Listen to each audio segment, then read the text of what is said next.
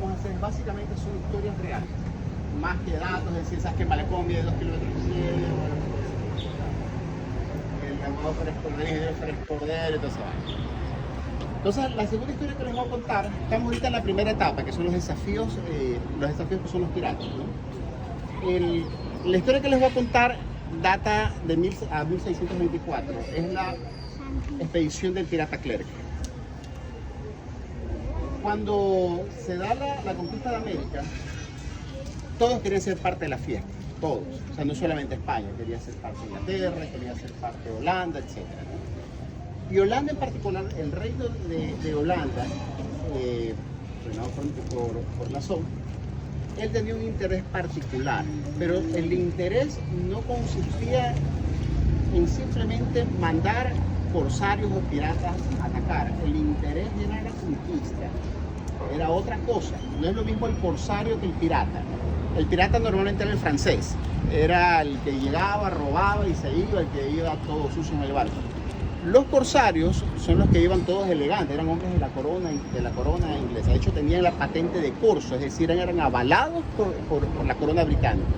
Y en el caso de Holanda era lo mismo, era similar. Esta expedición tenía, pero no lo pueden hacer de frente, y es por eso que hacían este pacto con este tipo de personas, ¿no? Esta expedición tenía como finalidad desbaratar el poder español en las Américas, conquistar el poder. O sea, no era simplemente saquear, era conquistar, era arrasar, era apoderarse. Y uno de los puntos que se consideraron, bueno, eran varios, no los estratégicos. Uno fue Callao y el otro era Guayaquil. La expedición de Clerc era la expedición más grande que ha visto la costa del Pacífico.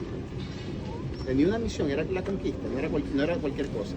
Intentan penetrar por el Callao, no lo logran, y hacen un siguiente intento, y esta vez lo hacen por Guayaquil.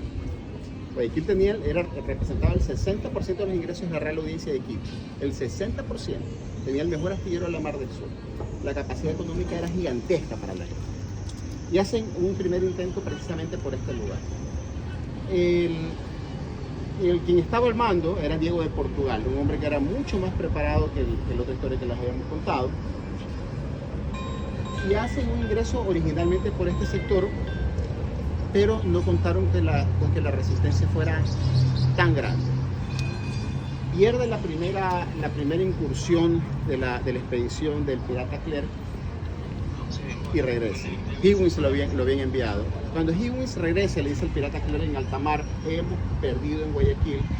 Clerc dijo: lo subestimé. Dicen que se murió ahí del coraje, dicen. Pero Clerc dice: lo subestimé, vamos a enviar esta vez a todos. Y efectivamente enviaron a todos, a toda la tripulación. La incursión la hacen por este lado.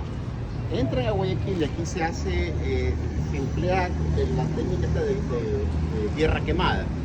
Mientras avanzaban no veían a nadie.